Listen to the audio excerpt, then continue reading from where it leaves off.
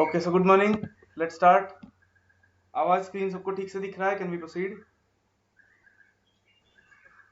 Okay, so we are looking at inventory control using relative classification. Okay, मतलब वो हमने देख लिया था, एक बार जस्ट रिवाइज करते so that we can go to next part. चलो fast. Can someone tell me ABC analysis में we classify inventory on what basis? क्या दो चीजें कंसीडर करते हैं हम ABC classification? Quantity and value, correct. Total value, quantity and total value. A category items are items having high quantity or low quantity? Low quantity and high value, that is around 70 and 10. B category are 20, C category are 10 and 70. Then after that we saw FSN classification. FSN is fast moving, slow moving, non moving. Fast moving items we saw they are frequently used, so should ideally be kept near the issue point. Slow moving should be checked periodically to see whether they are obsolete or something, and non moving should be written off provided for. Then we saw one more classification which was VED. VED was someone, anyone? Hmm? Hmm? Hmm? Correct. Vital, essential, desirable. Vital is something which is absolutely necessary. That is without which production stops. Essential is something without which production will become substandard or of lower quality. Whereas desirable is something which even if it is not there, then we can still continue the production. After that we saw HML classification, which was just on per unit basis we classify items in high, medium, low cost. इसमें कुछ देखा नहीं था हमने, because obviously high HML according to that will just keep a proper control on it. Low cost items maybe will not keep that much control. Fine. So let's go to next part of inventory control. Let's finish inventory control right now. चलो, अब हम देख रहे थे कि inventory control में first हमने देखा था by using quantitative levels,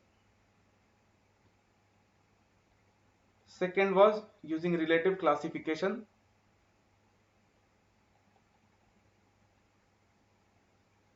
third is using ratios, ratio analysis.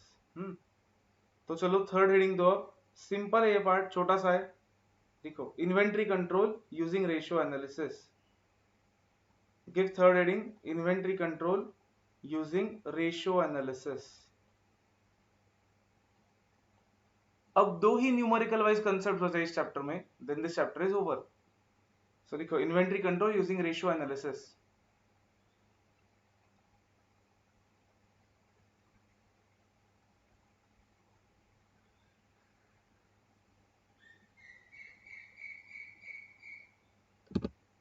आ गए क्या सब लोग? आ गए, बहुत सारे लोग आ गए।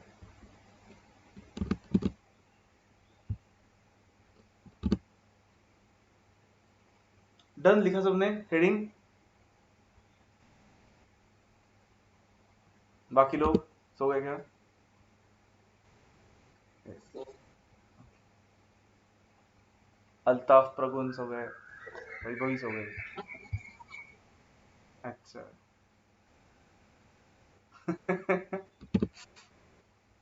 मतलब ये सो गए, हम ऐसा बोल रहे हो? ओके, तो कुछ नहीं, एकदम सिंपल पार्ट है, जस्ट लॉजिकली समझ लो क्या रेशियो है, बिकॉज वो आगे जाके हमें दूसरे चैप्टर में भी आएगा एंड आपको फाइनेंशियल मैनेजमेंट में आएगा ये रेशियो, मतलब उसमें बहुत सारे रेशियोज आएंगे, उसमें this will be one of them, so concentrate.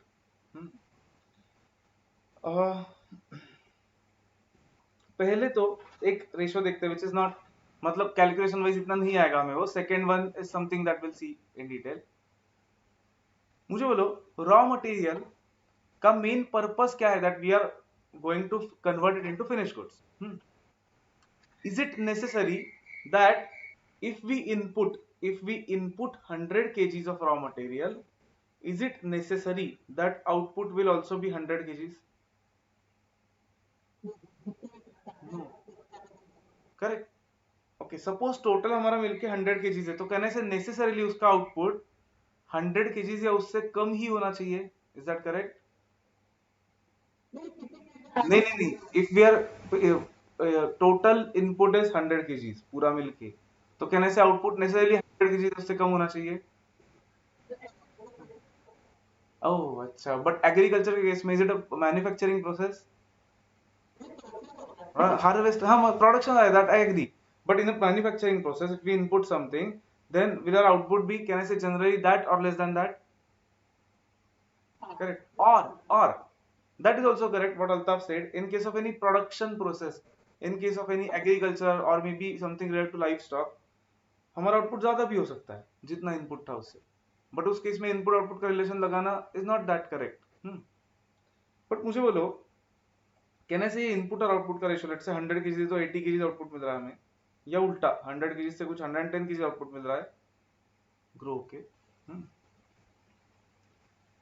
कहने से this ratio will tell us what, मतलब ये रेशियो कम हुआ कभी तो उसका मतलब क्या हो सकता है?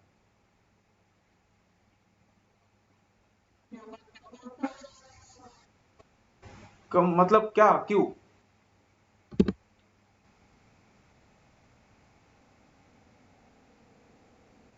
मशीनरी इतनी एफिशिएंट नहीं है, कहने से एफिशिएंसी समझ सकते हैं मशीनरी की, ठीक है. कहने से वेस्टेज हो सकता है कि इट इज पॉसिबल कि कुछ मटेरियल डाला था हमने लेकिन वेस्ट हो गया. इज इट पॉसिबल कि मटेरियल की क्वालिटी खराब थी? हम्म इसकी वजह से कम प्रोडक्शन मिला हमें. इज इट ऑल्सो पॉसिबल कि हमारा जो फिनिश प्रोडक्ट है उसमें कुछ चेंज किया था हमने, चेंज इन प्रोसेस, जिसकी वजह से, मतलब प्रोसेस में कुछ चेंज करके देखा हमने जिसकी वजह से आउटपुट कम आया, ज्यादा आया मे बी 80 से. So this called as input output ratio. Questions नहीं लिखेंगे इस पे हम, बट समझ लो जस्ट कि इनपुट आउटपुट रेशियो क्या होगा एंड किसके लिए यूज होगा. Will not see any numericals on this, but this input output ratio will tell us what, कि एफिशिएंसी कितनी है हमारे प्रोडक्शन प्रोसेस की, वेस्टेज हो रहा है क्या, क्वालिटी अच्छी है क्या रॉ मटेरियल की, एंड कुछ प्रोसेस में चेंज वगैरह हुआ है क्या जिसकी वजह से हमारा आउटपुट चेंज हो रहा है, ऐसा कुछ नहीं है ना. So that is something that can be seen from this. बस एक्चुअली इसमें कुछ नहीं देखना, इतना ही था. तो एनी डाउट? नो, नोट कर रही है फॉर्मूला बुक में. We don't have to see any numerical on this. Second ratio is more important for us from exam point of view. ये नोट कर लो जस्ट. टन. अरे प्रगुन पहले टन बोला आज. गुड.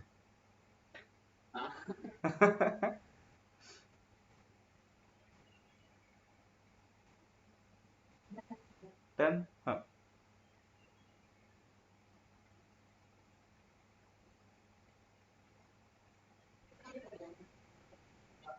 हाँ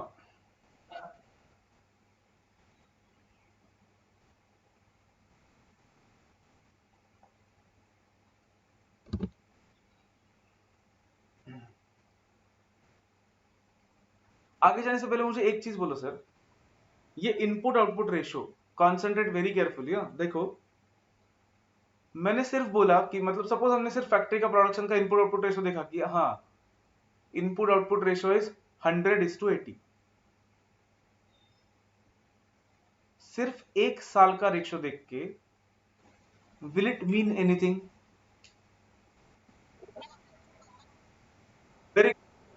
we have to compare it to something, right? 80 मतलब 100:80 is the input output ratio. That has no meaning, क्योंकि हमें क्या पता कि प्रोसेस क्या है, हर साल क्या होता है, एक्चुअली क्या होना चाहिए. हम बोल रहे हैं 100:80, वो अच्छा है नहीं अच्छा, who knows, right? So can I say we can add one line, that is a very good statement Altaf, कि we should compare it to some standard. So लिखो, a standard input output ratio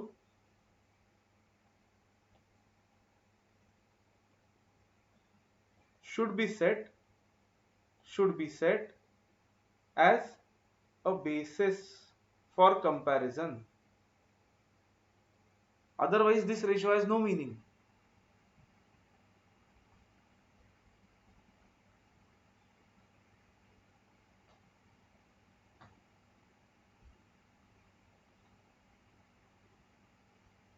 So that हम फिर देख सकते हैं कि 80% होना चाहिए था, लेकिन एक्चुअली कितना हुआ, that is what will make sense rather than just saying कि इतना इतना परसेंट हुआ.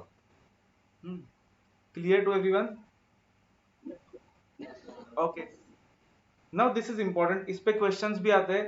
एंड आए तो बोनस मार्क्स होते हैं क्योंकि एकदम सिंपल क्वेश्चन आते हैं. तो concentrate. This is something called as inventory turnover ratio.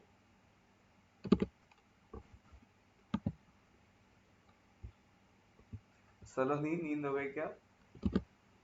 Inventory turnover ratio. Now concentrate carefully. एक ऐसा एग्जांपल लेते हैं. Let's say there are two similar companies. Similar companies है, मतलब सिमिलर इंडस्ट्री, एक ही इंडस्ट्री में है. Let's say one company has opening stock of rupees. Opening stock मतलब opening stock of raw material. इस चैप्टर में वैसे भी हम फिनिश गुड्स के स्टॉक के बारे में नहीं देख रहे. तो opening stock of raw material है कंपनी के पास, लेट्स से 20,000 रुपीज. फिर उन्हें साल में परचेज किया,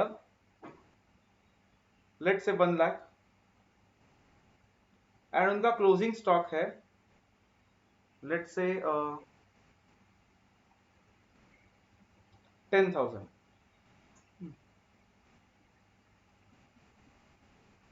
दिस अनदर कंपनी जिनका ओपनिंग स्टॉक है लेट्स से 50,000, जिनके परचेसेस है लेट्स से 2 लाख रुपीज, एंड जिनका क्लोजिंग स्टॉक है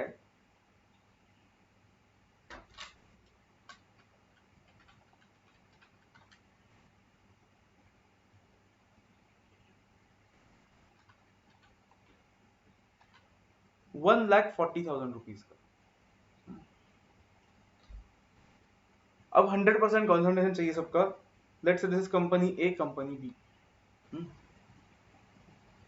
इनके पास इतना ओपनिंग स्टॉक था, पहले से ऑलरेडी था, फिर एडिशनल परचेस किया और कुछ क्लोजिंग स्टॉक बचा. So can anyone tell me उन्होंने कितना मटेरियल कंज्यूम किया? कैसे निकाल सकते हैं? How can we find? Correct. Does everyone agree? देखो, और हमेशा इसमें अब कंफ्यूजन हो सकता है, इनफैक्ट आगे जाके बहुत बार होगा. तो you have to keep one thing in mind. हमेशा ऐसे सोचो लेजर अकाउंट के पॉइंट ऑफ व्यू से. अगर एक मटेरियल का अकाउंट होता, सपोज मटेरियल एक एसेट होता, सपोज मतलब एसेट है सपोज, और उसका अकाउंटिंग एज एन एसेट कर रहे हैं सपोज हम, नॉट एज एन एक्सपेंस. तो मुझे बोलो एसेट है तो ओपनिंग स्टॉक कहां पे आएगा? डेबिट या क्रेडिट? डेबिट को 20,000 आना चाहिए. कहने से और ऐड हुआ तो डेबिट होगा या क्रेडिट होगा एसेट में? डेबिट. मतलब परचेसेस यहाँ पे आने चाहिए, राइट. एंड क्लोजिंग बैलेंस उसका क्रेडिट होना चाहिए. So whatever is the balancing figure that should be our consumption. वो यूज किया मटेरियल अकाउंट से, सो मटेरियल अकाउंट से वो चला गया दूसरे अकाउंट में. So consumption.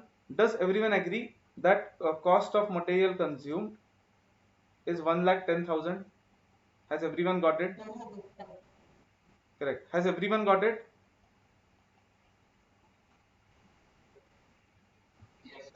हाँ. फिर मुझे बोलो बी का भी उतना ही आ रहा है क्या? देखो, करेक्ट.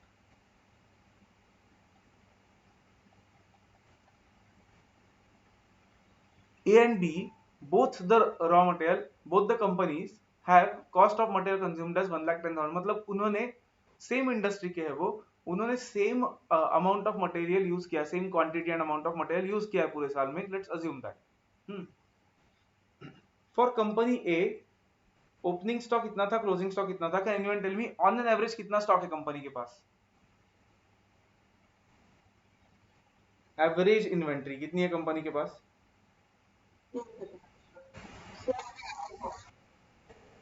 अल्ताफ ओरली होना चाहिए. आई होप मैथ सीखा है.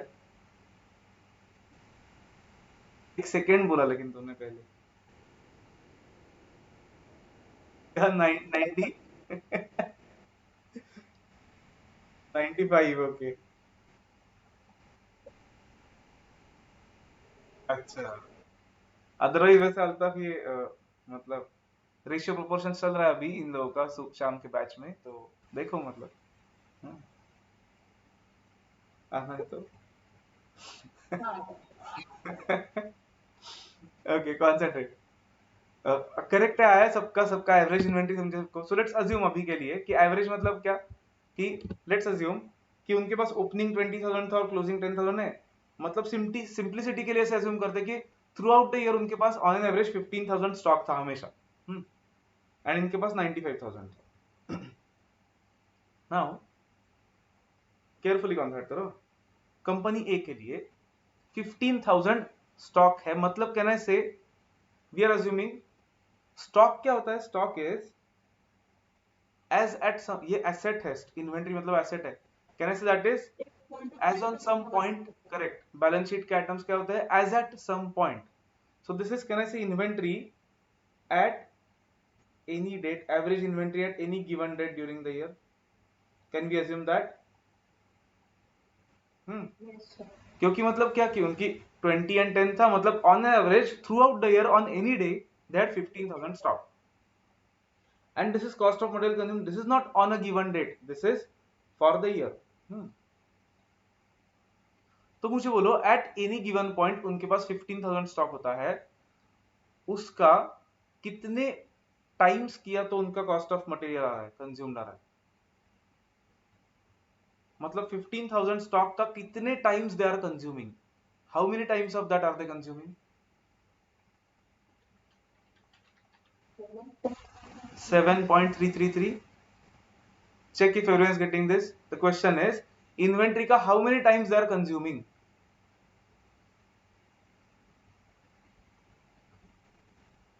Is everyone getting 7.333? देखो.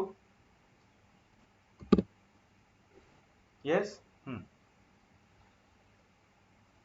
बाकी लोग. हाँ. Okay.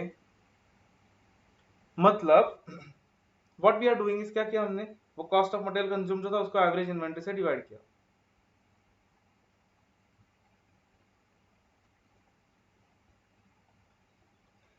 This is nothing but that inventory turnover ratio. ITR बोलेंगे हम उसको.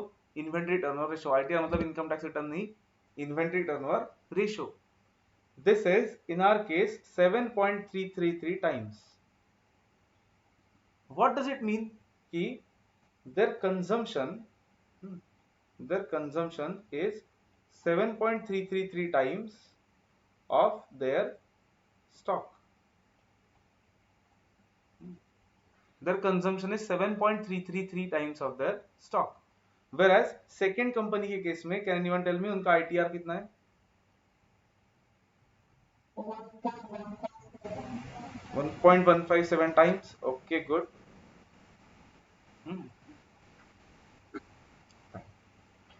Based on this ITR, can I conclude? देखो अगर वो सेम इंडस्ट्री के कंपनीज है ऐसा हम बोल रहे हैं, can I say company A is keeping less stock रख रहा है वो, मतलब कहने से उनको ज्यादा बार ऑर्डर करना पड़ता होगा, राइट? कहने से they have more risk of stock out. कहने से company B might have more carrying cost than company B might be at the risk of obsolescence higher than company A. Correct. क्योंकि company B में material ज्यादा पड़ा रहता है उनके पास, तो ऑब्सोलेसेंस की भी रिस्क ज्यादा है, राइट? खराब होने की भी रिस्क, डिटीरियोरेशन की भी रिस्क ज्यादा है. सो कंपनी टू कंपनी अगर हम कंपेयर कर रहे हैं सेम इन्वेंट्री के लिए, तो maybe this is something that we can conclude. What if I say something like this कि ये एक मटेरियल है उनका, मटेरियल ए एक ही कंपनी का, एंड ये उसी कंपनी का मटेरियल बी है. तो फिर कहना है से concentrate, which of these is faster moving?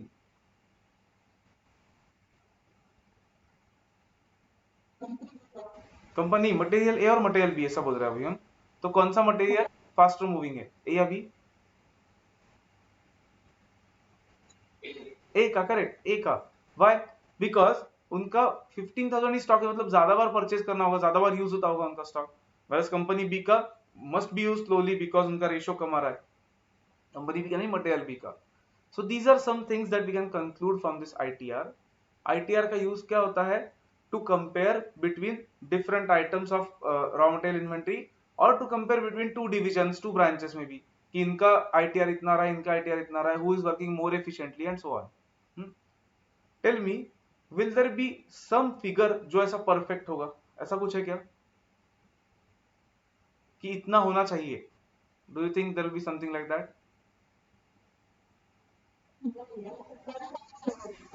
हाँ, so I mean, will there be any ideal figure for ITR?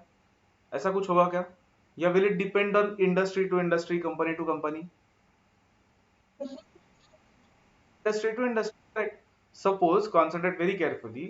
Suppose a company is, let's say, manufacturing heavy machinery.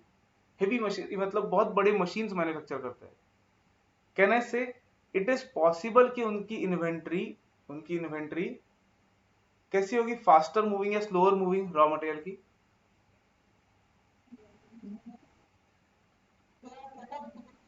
They are manufacturing heavy machinery, बहुत बड़े बड़े machines manufacture करता है. There inventory of raw material might be slower moving, right? So their ITR might be different.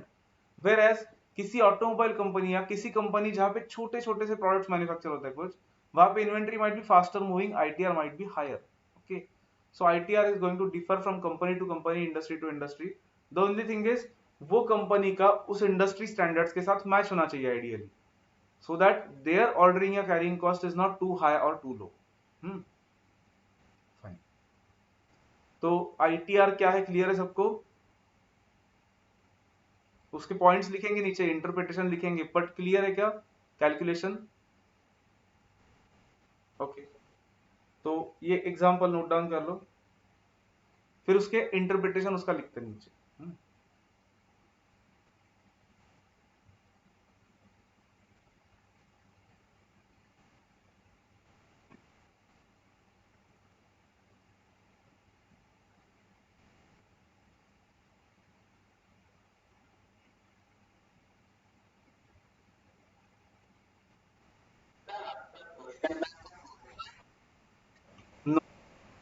Next chapter का भी मैं आपको ऐसा ही दूंगा पीडीएफ.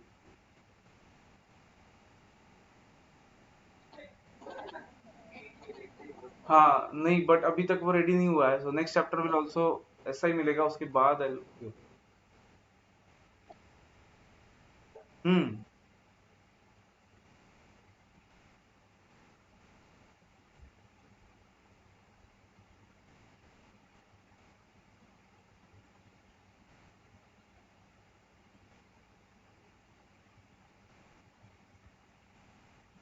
10 10, हाँ क्या बोलो बाबा?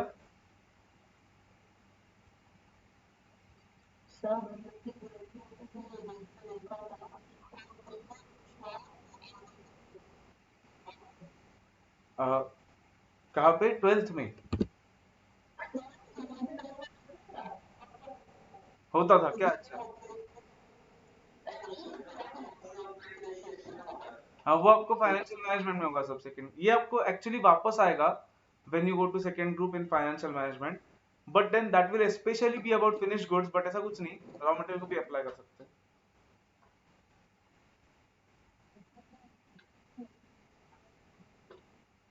डन, स्क्रॉल डाउन करना है तो बोलो. कॉस्ट ऑफ मटेरियल कंज्यूम कैसे निकाल रहा है वो लिखना है तो लिखोगे opening stock plus purchases minus closing stock.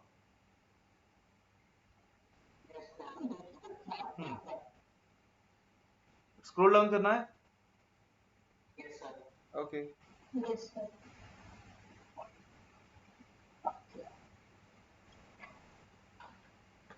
you should ideally write it as 7.333 times जो भी आएगा, because that means कि their consumption is that many times of their inventory.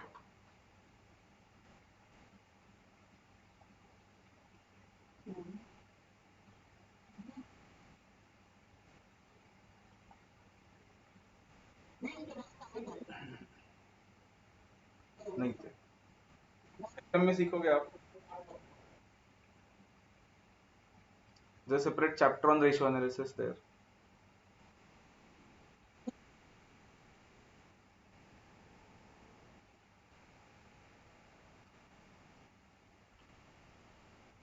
उसमें तो ऐसे ही करते होंगे रेशियो एनालिसिस.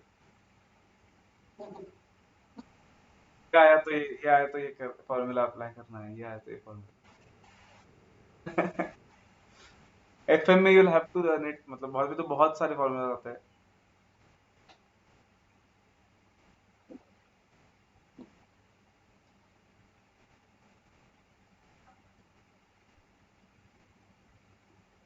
चलो done, can be write some conclusions.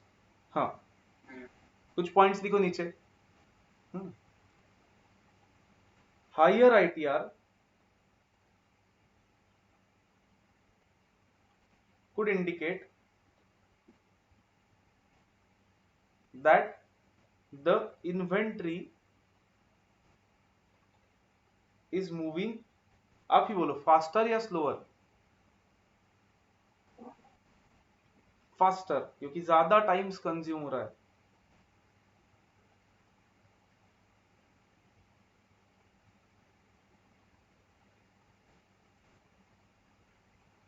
अब कॉन्सेंट्रेट करो ये sentence, if you agree with this. देखो, ITR indicates, ITR indicates on average, पूरा देखो पहले and tell me if you agree with this. On average, how many times does the inventory, how many times does the inventory get replaced during the year or replenished during the year?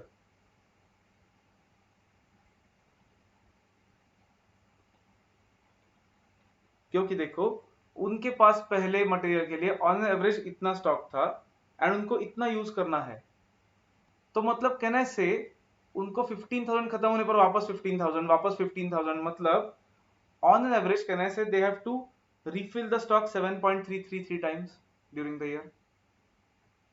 Does everyone agree?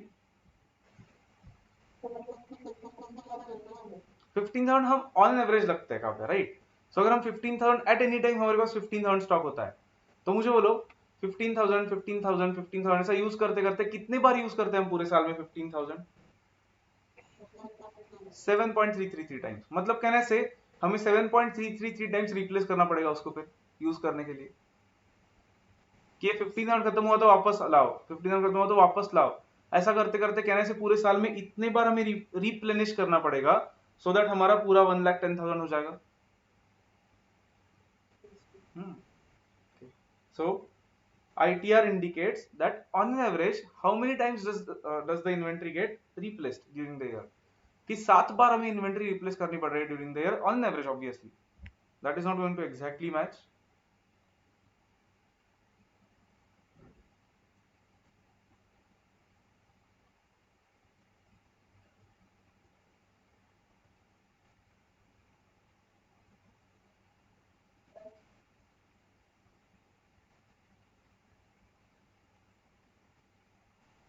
Done.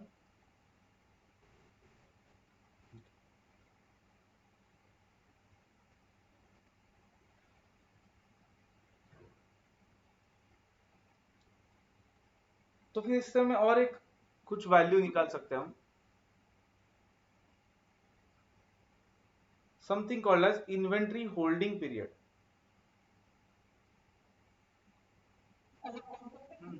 उसी का part है, again वही material A और material B के लिए निकालते हैं।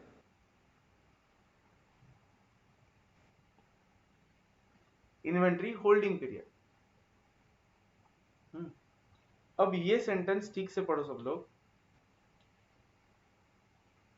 ITR indicates on average how many times does the inventory get replenished during the year, and tell me ये जो मटेरियल A है उसको हम ऑन एन एवरेज इतने बार रिप्लेस करते हैं ड्यूरिंग द ईयर, तो फिर कितने दिन बाद रिप्लेस करना पड़ता है, मतलब हमें अज्यूमिंग कि साल में 365 डेज है, कितने दिन के बाद रिप्लेस करना पड़ता है हमें वो ऑन एन एवरेज?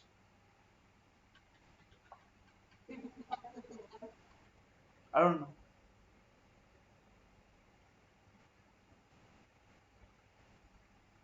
अगर इतने बार रिप्लेनिश करना पड़ता है तो फिर कितने दिन बाद वो हमें रिप्लेस करना पड़ेगा, मतलब एवरेज बेसिस पे? Okay, without rounding off 49.77। Correct. देखो, कौन सा डेटा? अगर 365 डेज में वो 7.333 टाइम्स यूज होता है, तो कैन वी फाइंड कि एक बार यूज होने के लिए कितने दिन लगते हैं? तो इन्वेंट्री होल्डिंग पीरियड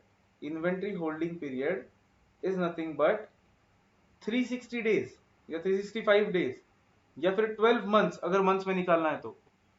या फिर थोड़ा और बेटर वे में लिखता हूं कि डेज और months in the period divided by वो inventory turnover ratio, so that will be 365 divided by 7.3 recurring. Is it coming to be 49.772 days, which is around 50 days? Correct. तो क्या मतलब होगा उसका कि मतलब रॉ मटेरियल का स्टॉक हमारे pass on an average 50 days के लिए रहता है, then it is replaced.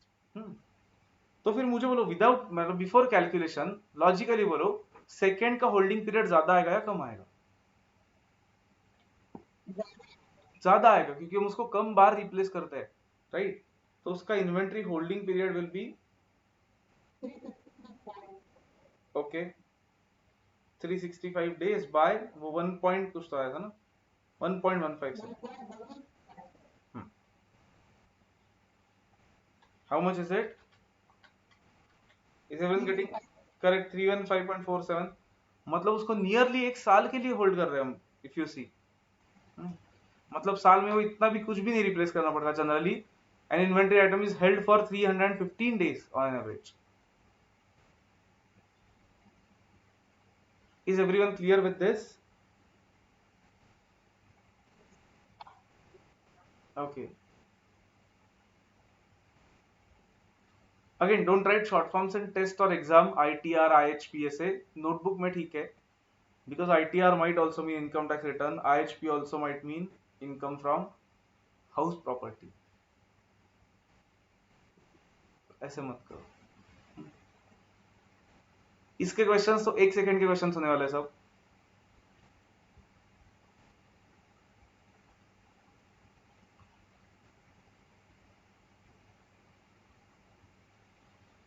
I hope अपने वो कॉस्ट ऑफ मटेरियल कंज्यूम को वहीं पे ठीक से नोट किया है, ऊपर जब लिखा है तब। कॉस्ट ऑफ मटेरियल कंज्यूम कैसे आएगा? Closing stock, correct, plus purchases minus closing stock. Although you should never remember it like that, always remember from debit credit point of view. Opening and purchase debit को आएंगे तो obviously consumption and closing stock credit को आने वाला है। हाँ, तो think of it as an asset ledger. जो भी इनपुट है यहाँ पे आएगा, मतलब वो मटेरियल का जो भी मटेरियल बाहर जा रहा है आउटपुट है वो यहाँ पे आएगा। So always remember it like this for every chapter, this helps, आगे जाके फायदा होगा इसका। Can we go to questions then? Okay,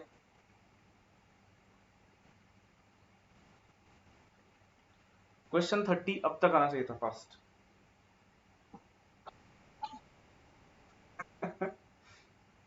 Read and solve by yourself. Remember, I can ask anyone to send me a photo on WhatsApp. So presentation अच्छा ही चाहिए compulsory, कितना भी छोटा क्वेश्चन हो प्रेजेंट करना है ना।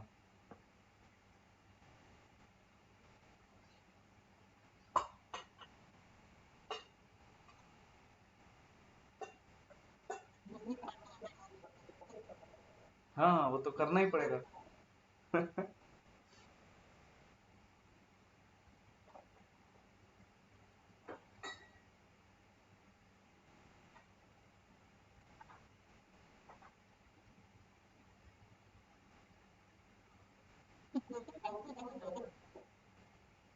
नोटबुक में वापस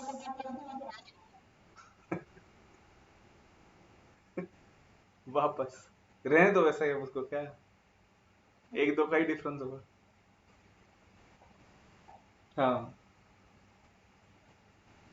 एक दो का नहीं, एक तीन का डिफरेंस होगा, तो बोलना चाहिए।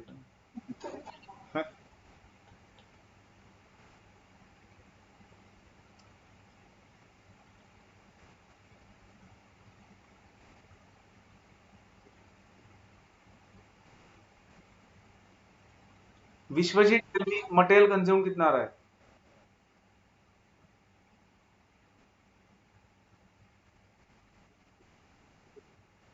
2,50,000 इज करेक्ट। फॉर्मूला लिख के लिखना है सबने कि opening stock plus purchase minus closing stock. हाँ लिखना पड़ेगा, एग्जाम में लिखना है, सब लिखना है, सब सब कुछ सब कुछ। अल्ताफ टेल मी आईटीआर कितना आ रहा है? ओके और फिर बोल। एवरेज स्टॉक भी अलग से दिखाना पड़ेगा आपको, छोटा सा करके कोई भी working. 2.5 is correct. Because average inventory is 1 lakh.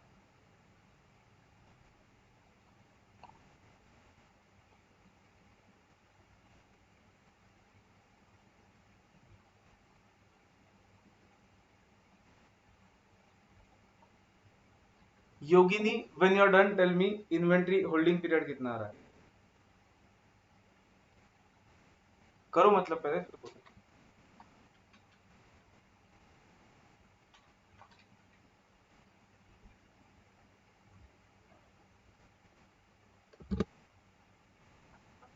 146 क्या? 146 डेज करेक्ट। गुड।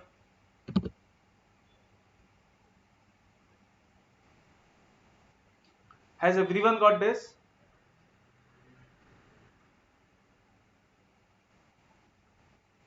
मुझे बोलो उन्होंने कमेंट नहीं पूछा है, तो खुद से कमेंट करना है क्या हमने वहां पे? अब मैं कुछ मतलब हाँ, और हमें पता नहीं क्या है वो, स्लो मूविंग फास्ट मूविंग कुछ नहीं दिखना है फिर। एंड ऐसा क्वेश्चन अगर आया तो मतलब वो आपको 5 मार्क्स दे रहे हैं बोनस में, तो लेना है फिर, मिस नहीं करना है उसको। Has everyone got this? Hmm. Okay, Pragun Akanksha Saloni.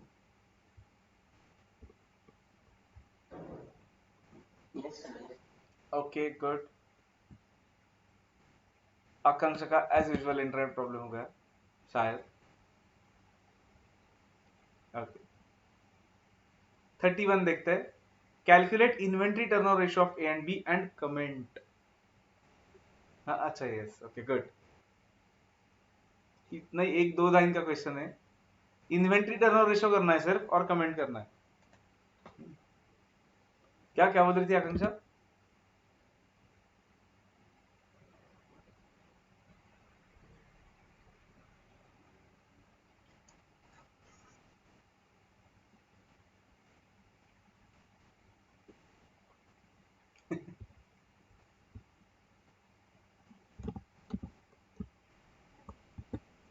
7 okay, let me just calculate.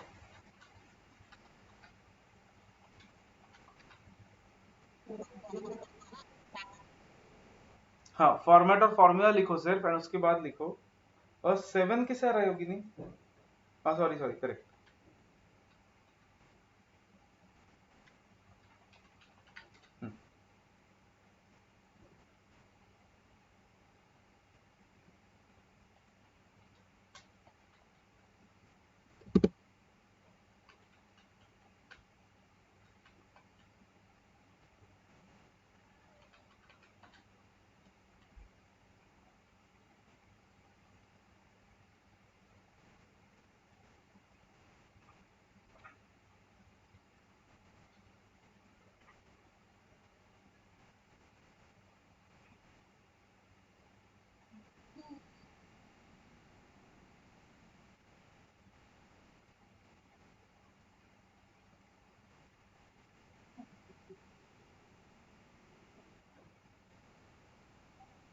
Correct.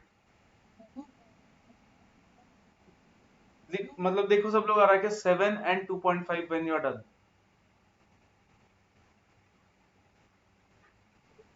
Yes okay good.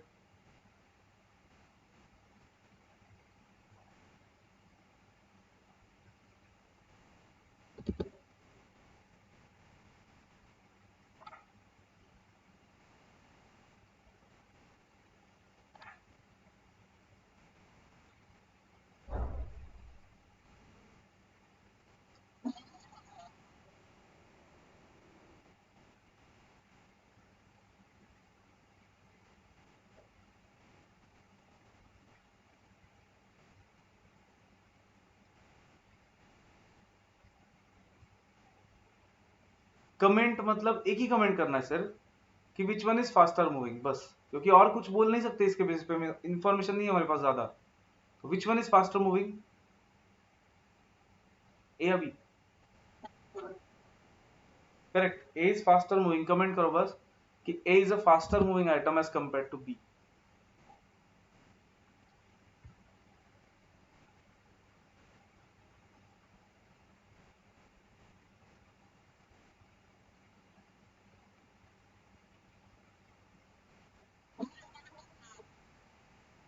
पूछा नहीं था ना उन्होंने होल्डिंग पीरियड, छोड़ दो।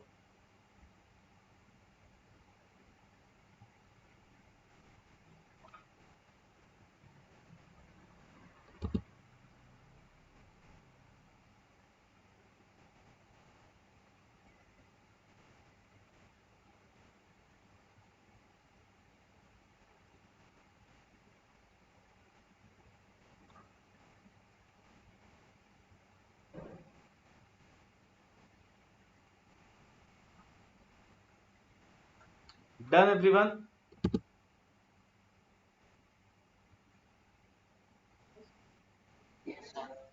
Okay,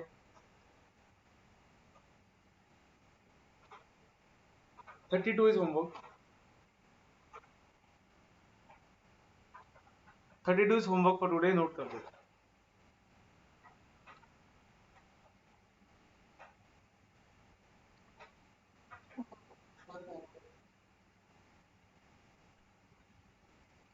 can we go to next concept?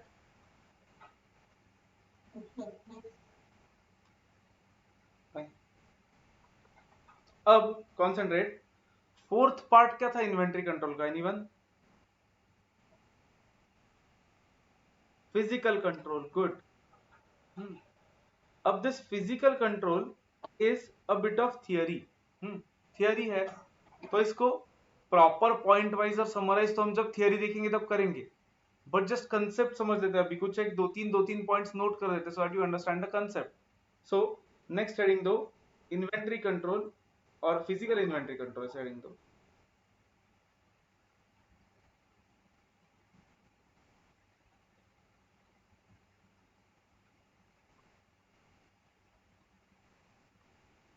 Physical inventory control, 3 points देखने में इसमें,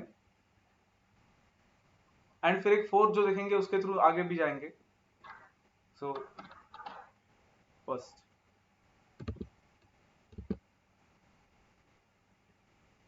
लिखा हेडिंग सबने?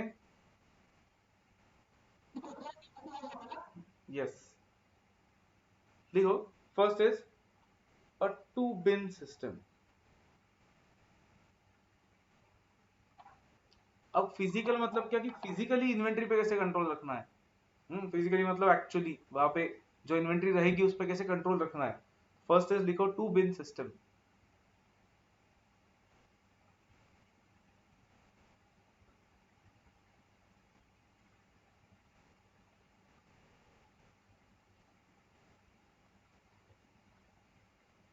Concentrate very carefully. बिन मतलब क्या?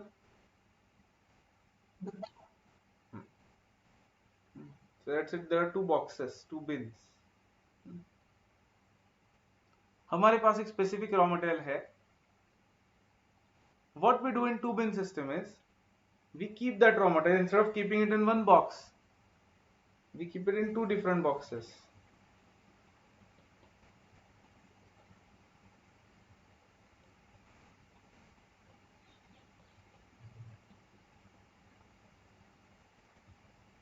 Now understand, in this box we keep material equal to its ROL, reorder level, and here we keep anything above ROL.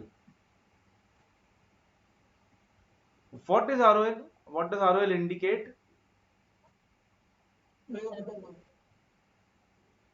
Good. Full form तो आता है मतलब, बट ROL इंडिकेट क्या करता है? What does it indicate, formula नहीं, what does it indicate?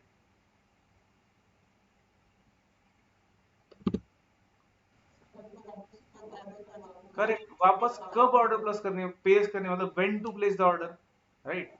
ROL indicates when to place the order. अब मुझे बोलो, कहने से अगर ये बॉक्स खत्म होगा तो हमें ऑर्डर प्लेस कर दिए, डायरेक्टली समझ जाएगा, right? So will we have to keep any other control than that? क्योंकि अदरवाइज क्या होगा, एक ही इसमें रखा तो देखो लॉजिकली हमें कहने से हर बार चेक करते रहना पड़ेगा, अच्छा आरओएल पे आया क्या, आरओएल पे आया क्या.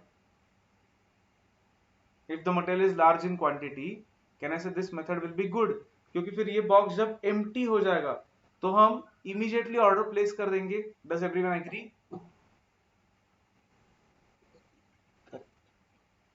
तो ड्रॉ करो ऐसा डायग्राम, फिर नीचे लिखते हैं.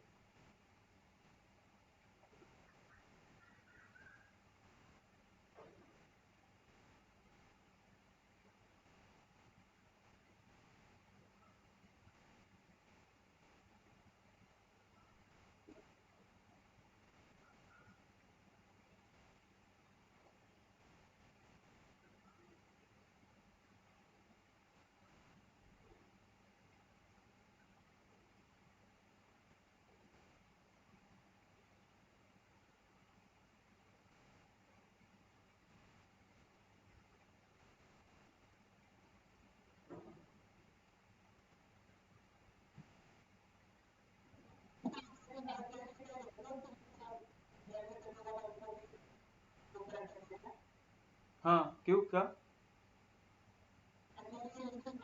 हाँ नहीं, वो जैन का एग्जाम मतलब नवंबर का एग्जाम ही था वैसे.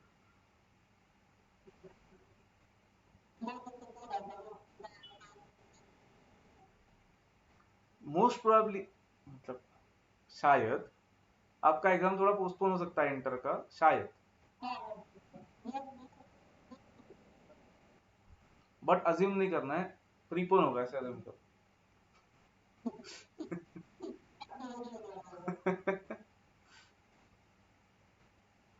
किया डायग्राम ड्रॉ सबने? हाँ, नहीं नहीं प्रीपोन नहीं हो गया, लेकिन ऐसा अज्यूम करो, ऐसा मैं बोल रहा हूँ, so पढ़ाई करोगे. पोस्टपोन हुआ ऐसे बोला तो अब तो पढ़ाई नहीं करोगे. हम्म, ऐसा ही होता है.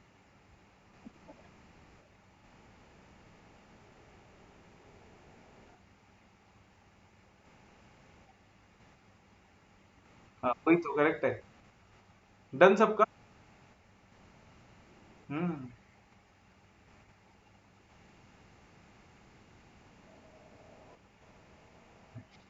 अल्ताफ को रिग्रेट है बहुत.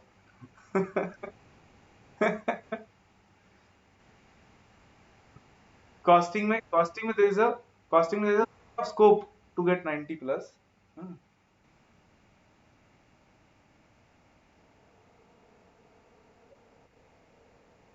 रीचेक, हाँ नहीं रीचेक करते ही नहीं paper. They just take total again, nothing else. Total लेते फिर उसके बाद. नहीं कुछ नहीं, वो रीचेक के लिए नहीं था, that was to make the papers available. लेकिन नहीं हुआ ऐसा कुछ. They only retotal, nothing else. लिखो under this materials captain,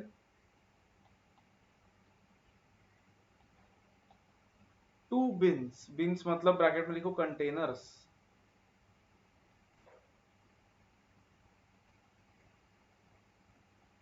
the smaller one containing the smaller one containing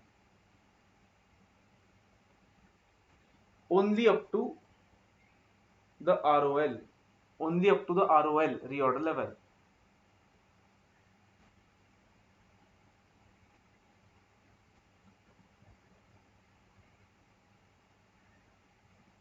Yes, sir. Okay.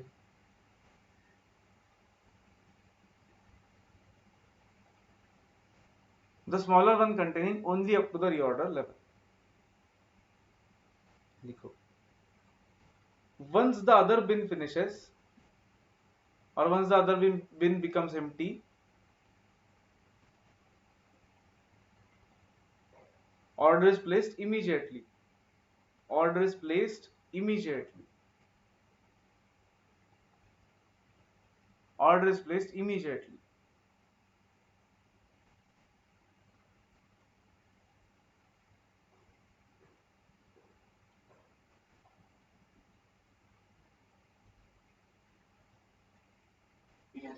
Hmm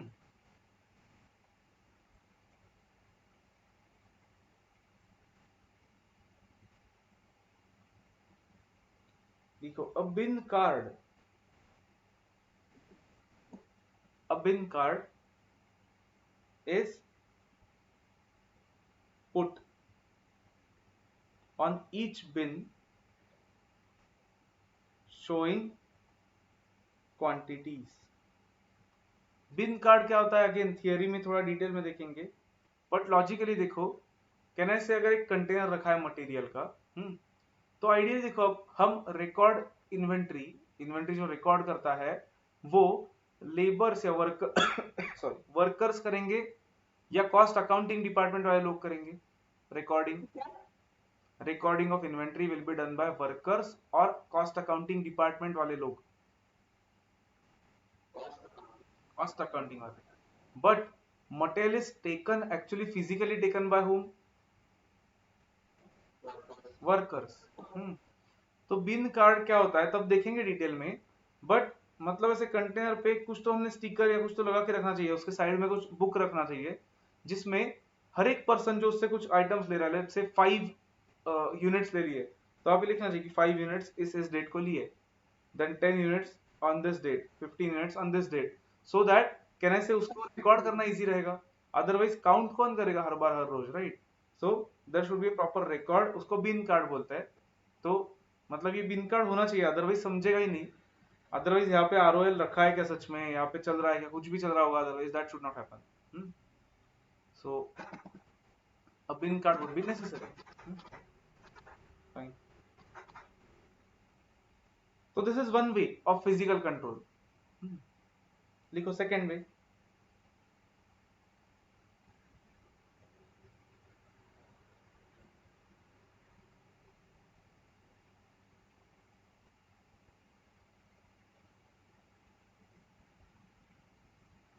continuous stock taking.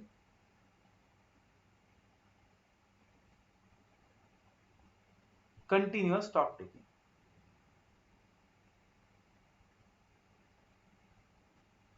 Bracket में देखो, stock verification भी बोल सकते हैं.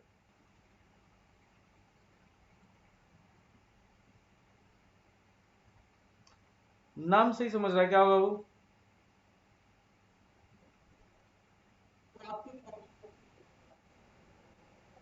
देखते मतलब किसके साथ, कहने से रिकॉर्ड के साथ कंपेयर करके देखेंगे पीरियोडिकली, राइट? तो लिखो here stock will be, here stock will be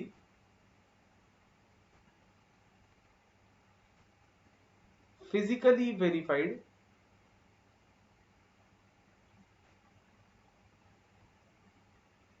with the records, physically verified with the records by internal audit department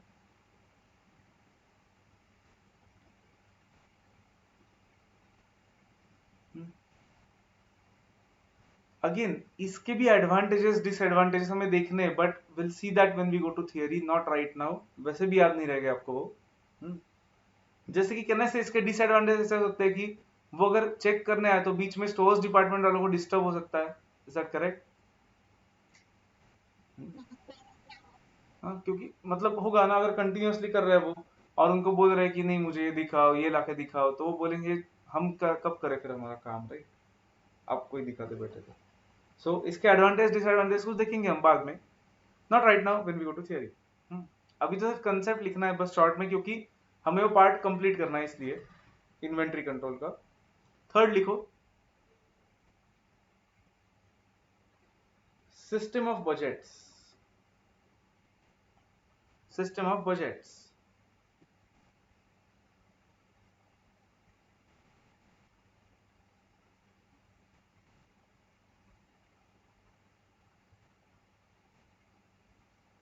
budgets मतलब क्या?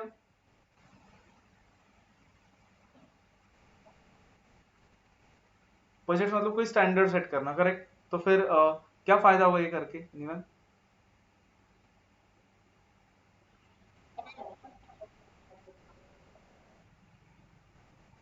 मतलब स्टॉक में क्या फायदा होगा ऐसे इसका?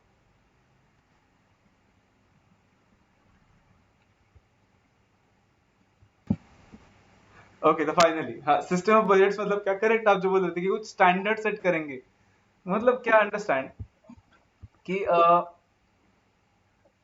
If there is no budget set beforehand, कि पहले हमने डिसाइड ही नहीं किया कि इतना इतना is your limit for every department, every production department या every part of the production, तो फिर can I say there can be unnecessary usage of material. Is it correct?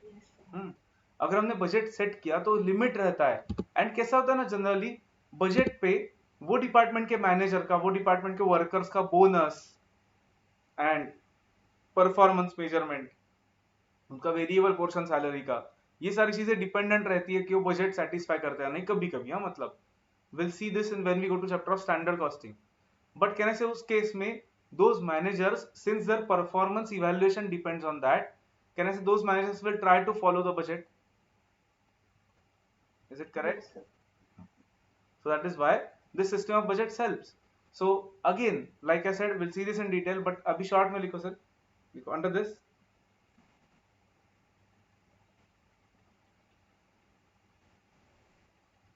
to keep a control over investment in inventory,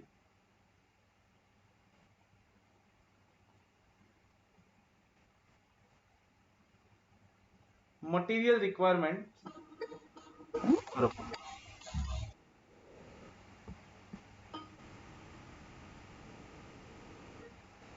material requirements are budgeted in advance. हाँ, investment in inventory मतलब क्या कि inventory में कितने पैसे डाल रहा है उस पे कंट्रोल रखने के लिए हम बजट सेट करेंगे ना, कि ज्यादा खर्च नहीं होना चाहिए इन्वेंट्री में। See this is not about Altaf कि उसका फिजिकल मतलब सेफ्टी एंड एवरीथिंग, राइट? ये किसके बारे में कि हमारे पैसे ज्यादा नहीं जाने चाहिए इसलिए, राइट? वेरएज वो ऊपर की दो चीजें एक्चुअल फिजिकल इन्वेंट्री के बारे में थी, whereas this is about amount invested in the inventory.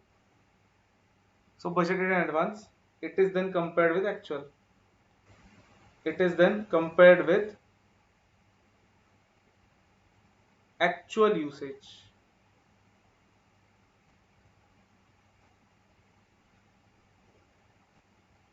First और एक last point, then we'll go to last part of the chapter.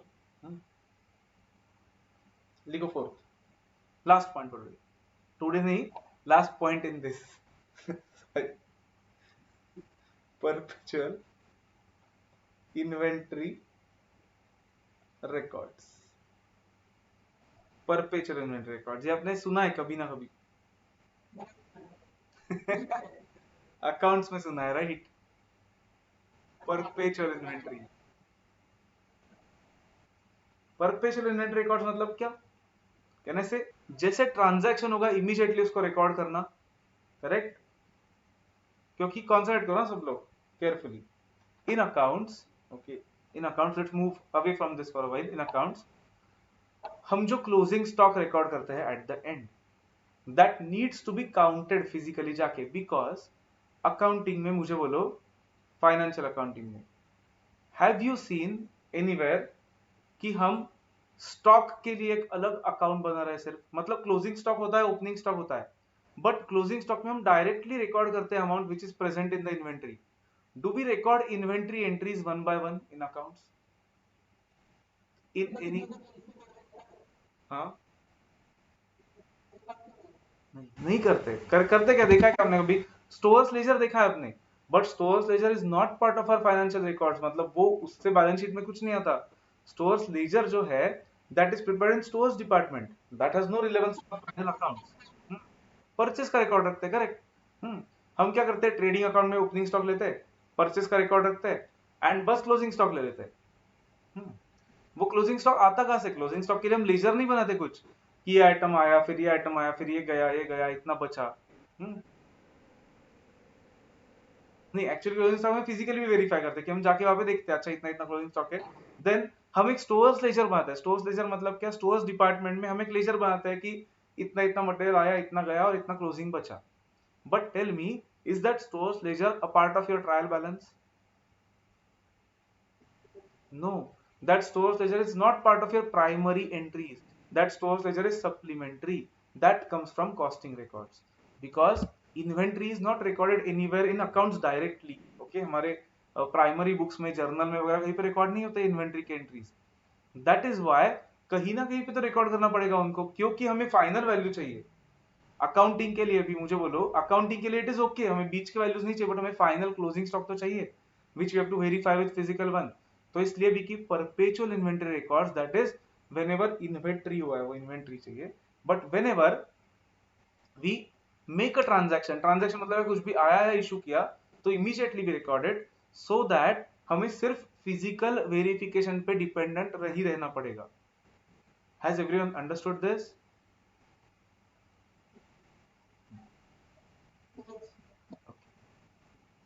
दो लोगों को समझा है मतलब.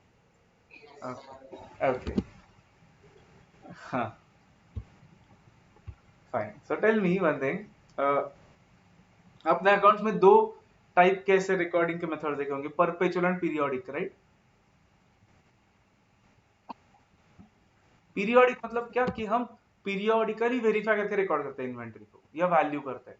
Perpetual is we record inventory as and when a transaction happens. कोई purchase किया लिख लो, क्या लिख लो, खराब हुआ लिख लो, फ्रॉड हुआ कुछ या स्टील थेफ्ट हुआ लिख लो immediately. So whatever happens write it immediately. That is called as perpetual inventory records. तो अगेन एक दो लाइंस में सिर्फ उसके बारे में लिखते हैं, then will go to actual issue procedure. Stock ledger पे ही जाना है अभी हमें, स्टोर लेजर पे. तो इस दो लाइन में लिखो.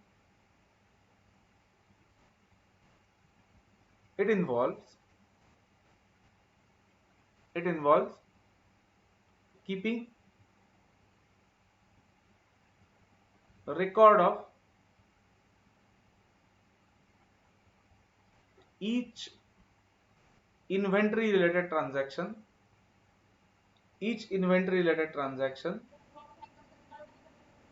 by the. अब मुझे बोलो लॉजिकली कौन सा डिपार्टमेंट ये करेगा?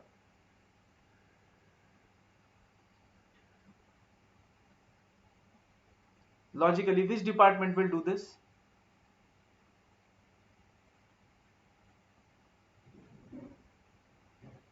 अरे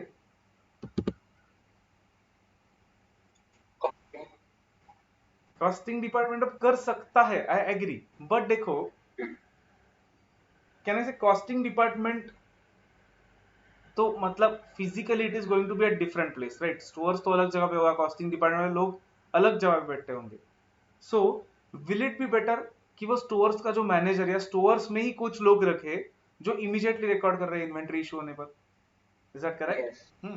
तो बाय स्टोर्स डिपार्टमेंट. तो क्या करेगा, अब तो वैसे भी कंप्यूटराइज होता है, तो स्टोर्स डिपार्टमेंट में ही लोगों को बिठाएंगे हम कि ये इन्वेंटरी के रिकॉर्ड्स करते जाओ इमीडिएटली. जैसे परचेस आएगा, कुछ इनपुट आउटपुट आएगा, रिकॉर्ड करो. सो दैट वो ऑटोमेटिकली कॉस्ट अकाउंटिंग डिपार्टमेंट को मिल जाएगा. लिखो by the stores department.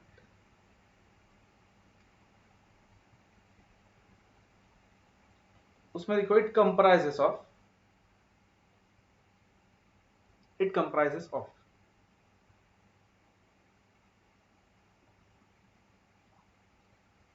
First is bin card. क्या होगा बिन कार्ड? हमने अभी देखा हर एक कंटेनर पे जो रिकॉर्ड्स लगाए होते हैं वो. Again theory in detail will see later, but tell me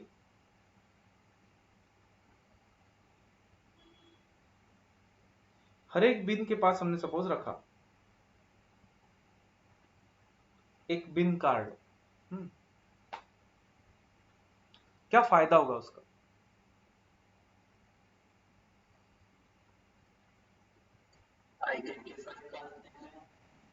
identify कहने से, हाँ बोलो बोलो कौन सा? हाँ वेरी गुड. एक तो ये समझेगा कौन सा स्टॉक कौन ले गया, कौन सा स्टॉक किसने ले गया, मतलब ऐसे अनऑथोराइज इशू नहीं होगा वहां पे कोई. इतना ले गया और किसने लिया, करेक्ट. अनऑथोराइज कुछ होगा नहीं इशू. देन कहना से eight the end of the day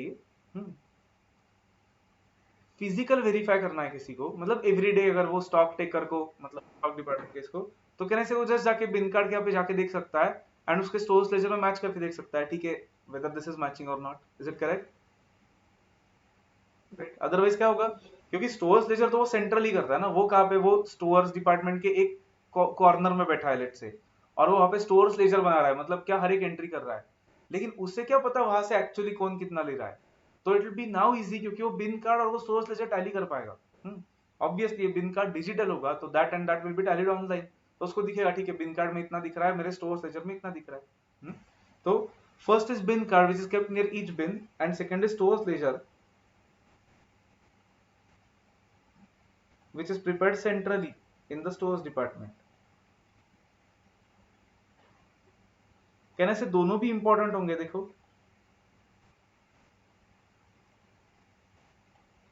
क्योंकि बिन कार्ड नहीं होगा तो स्टोर्स लेजर कर रहा है वो ठीक है, बट फिर कहने से स्टोर्स लेजर करके भी फिजिकल वेरिफिकेशन करना ही पड़ेगा देन, हर रोज या very continuously. Is it correct?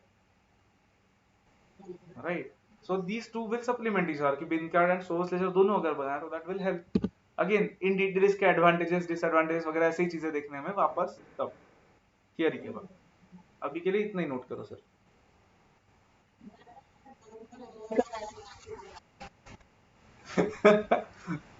निकाल के उसमें पेस्ट कर दो,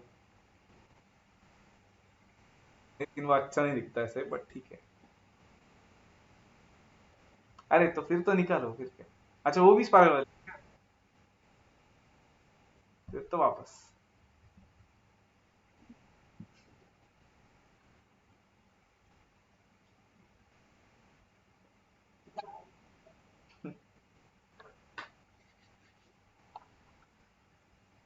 let me know when done.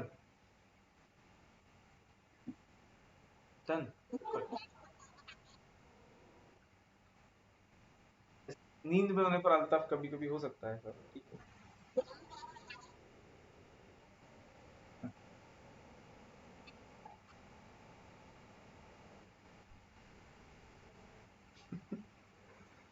Okay, चलो अब मटेरियल चैप्टर के फर्स्ट डे को हमने जो चार्ट लिखा था मटेरियल कंट्रोल का, उस पे जाओ, आओ सब लोग वहां पे। 7 पॉइंट्स देखे थे हमने, इस चैप्टर का इंडेक्स था वो 7 पॉइंट्स, उसमें से फर्स्ट पॉइंट वाज व्हाट? अब तक बोलना चाहिए था फास्ट। क्या? Procurement control, correct, fine. तो वो हमने देख लिया, purchase procedure. Second point was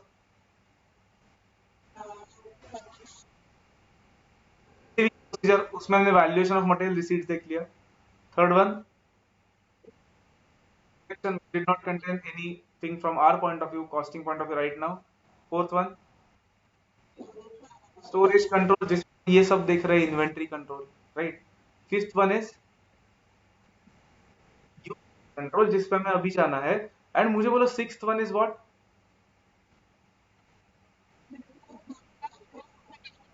six one नीचे क्या लिखा था हमने? Maintaining inventory records, right. अब मुझे बोलो, अब हमने रिसीव कर दिया, स्टोर भी कर दिया, इश्यू भी कर रहे हैं, तो इसके साथ अब हम इन्वेंट्री रिकॉर्ड्स भी देखेंगे। ओके, तो ये दो पॉइंट्स हम एक साथ देख रहे हैं। एंड उसके बाद का पॉइंट तो मतलब उसमें न्यूमेरिकल्स ऑब्वियसली कुछ नहीं है। क्या था उसके बाद का last point? Correct, stock audit, तो वो तो obviously there are no numericals in that. So this is the last part of the chapter now, issue procedure and उसके रिकॉर्ड्स रखना। तो लेट्स सी दैट केयरफुली। उसके पहले आई गेस एक बार let's revise everything once.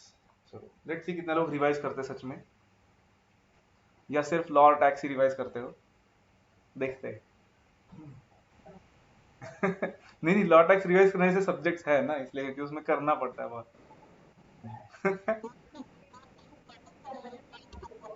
हाँ, तो इसीलिए तो लेट्स सी कितने लोग कॉस्टिंग भी करते हैं रिवाइज। चलो, let me ask one by one, एक सेकंड में आंसर चाहिए सबसे मुझे fast.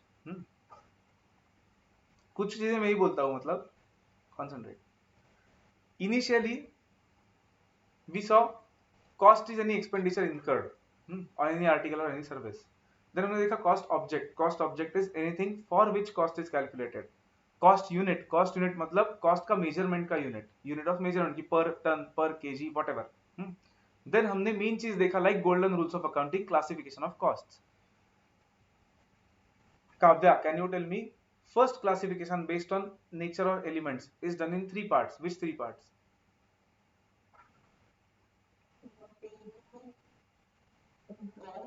and correct, material cost, labor या employee cost and other expenses. All these are subdivided into two parts, direct and indirect. Yogini, tell me, all indirect costs together are called as what? Overheads. Very good.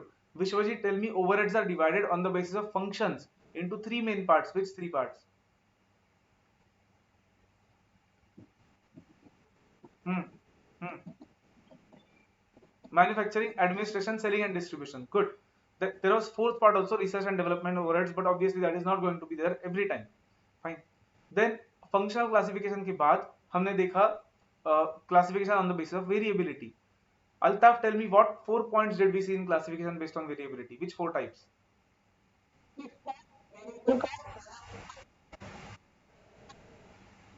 भूल गया. Fixed, variable, semi-variable, and step ladder cost. Step ladder cost. Okay. Variable cost remains same on per unit basis. Fixed cost remains same on total basis. Pragun, tell me, semi variable cost को segregate करने के हमने 4 methods देखे थे. कौन से 4 methods? Actually 5 देखे थे, ग्राफिकल इंक्लूड करके. कौन से? ग्राफिकल, देन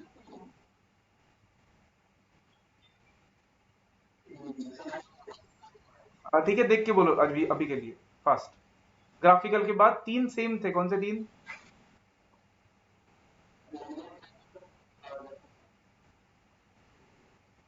क्या? कॉस्टिंग का ही बुक खोला है ना प्रगुण? ओके, ठीक है, बोलता हूँ, कॉन्सेंट्रेट सुनो सिर्फ अभी. ली स्क्वायर्स मेथड, जहां पे हम इक्वेशंस फॉर्म करते हैं. High low point method and level of activity method, जहां पे हम change in cost upon change in units या चेंज इन सेल्स लेते हैं टू गेट वेरिएबल पोर्शन. वो वेरिएबल पोर्शन टोटल में सब्स्टिट्यूट करके we get fixed portion. There was a fifth method called as analytical method, which is used in real life based on experience and judgment. So from exam point of view, that is easy because they give everything to us. Then we saw classification of costs based on normality. Akanksha, can you tell me what do we do with normal costs and what do we do with abnormal costs?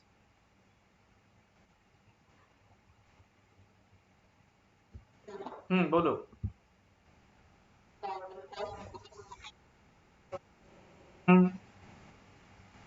And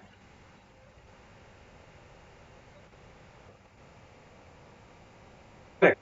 Normal cost always spread over good units. Abnormal cost always charged to costing P&L account. Then we saw classification based on controllability.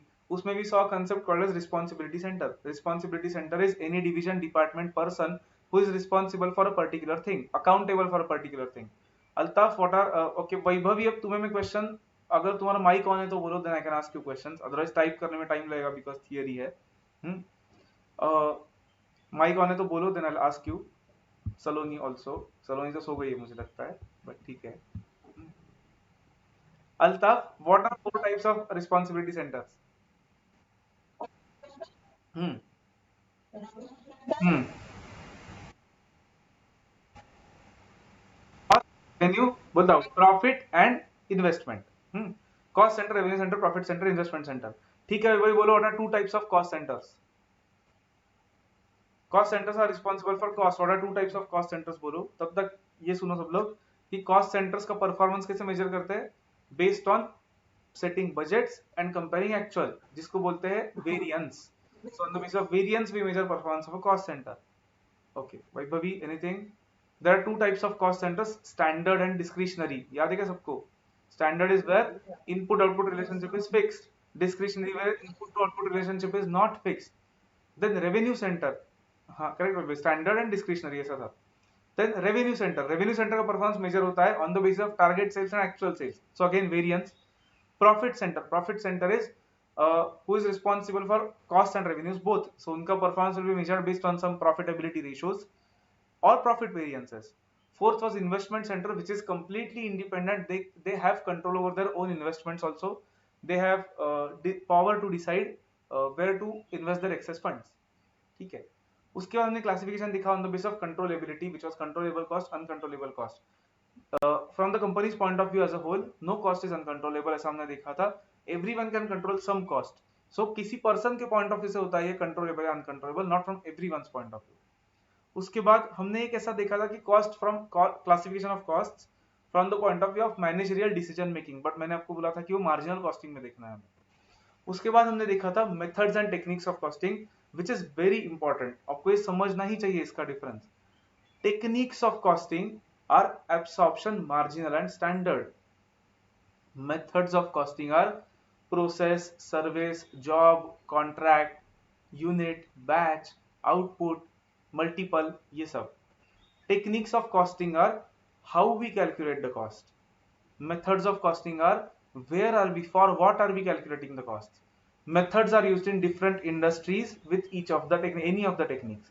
जैसा हमने देखा था, absorption costing is used mainly for accounting, marginal costing is used mainly for decision making, standard costing is used for performance analysis.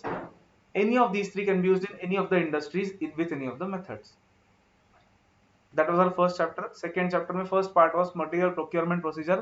Procurement procedure starts with engineering department. Engineering department gives what document to source production department? Bill of material. Very good. Bill of material contains how much units of raw material are going to be needed for 1 unit of production. Actually उसमें सिर्फ raw material नहीं होता, उसमें labour का भी data होता है, उसमें जो जो चीजें लगने वाली है प्रोडक्शन के लिए वो डेटा होता है, बट हमें अभी रॉ मटेरियल रिलेवेंट है, तो ठीक है, उसमें मटेरियल का बिल होता है, मतलब ये एक यूनिट के लिए will need this much this much this much. On the basis of that production department will start the production. It will be like, concentrate very carefully, can I say, it will be like a standard for them कि ये follow करना है, right. And then उनका actual might be different, so उनका variance हम निकाल पाएंगे bill of material देके कि उनका स्टैंडर्ड क्या था एंड एक्चुअल क्या था. बट ठीक है, anyways that is issue for later point of time. So if production department needs something, they ask stores department through material requisition note. Stores department will see their levels. If material is going below ROL, they will give it to production department, but if it goes below ROL, then they will ask purchase department to purchase through purchase requisition note. Then purchase department will start the procedure. They will first issue tenders or request for proposals. On the basis of that, suppliers might give them quotations. When suppliers give them quotations, purchase department will select the best one based on quantity and quality and price, and will place the purchase order. Once purchase order is placed, suppliers might send a pro forma invoice first, which is a format or a draft invoice, not a final one. Then they will send invoice, which we will give to cost accounting department. They will send goods, which will give to stores department. Goods के साथ there will be a goods delivery चलन, जिससे हमें समझेगा वो stores department वालों को. फिर डिलीवरी वो जब मिलता है तो स्टोर्स डिपार्टमेंट उनको गुड्स रिसीव नोट भी भेजेगा, कुछ रिटर्न हुआ तो मटेरियल रिटर्न नोट भी भेजेगा. साइमल्टेनियसली कॉस्ट डिपार्टमेंट में क्या चल रहा होगा, वो पेमेंट इनवॉइस मिलने पर पेमेंट करेंगे, देन गुड्स रिसीव नोट का मटेरियल रिटर्न नोट की कॉपी इनके पास भी आएगी. Periodically stores and cost accounting department will reconcile through material abstract. Second was receiving procedure. Receiving procedure में Kavya, can you tell me, do we subtract trade discount? Yes, no. Yes, do we subtract quantity discount? Do we subtract, yes, do we subtract cash discount? Why not? It is finance cost. Very good. Do we subtract subsidy, grant? Correct, yes. Assuming it is related to material, yes, correct. Fine. Yogini, tell me fast, do we add GST?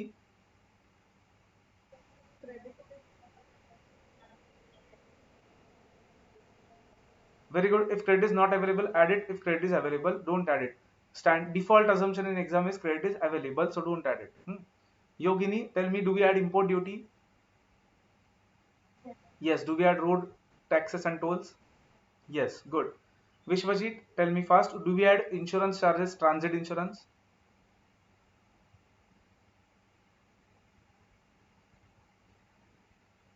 Vishwajit?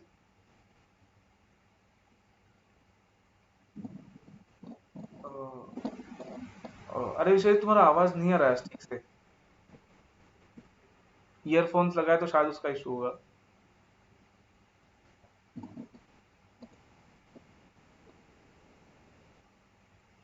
Add करना होगा, correct. Insurance cost add करना होगा, correct. Very good, fine. Pragun, tell me, will we add commission? Yes. Will we add brokerage? Yes. Will we add freight? Yes. Good. Akanksha, tell me, will we add demurrage?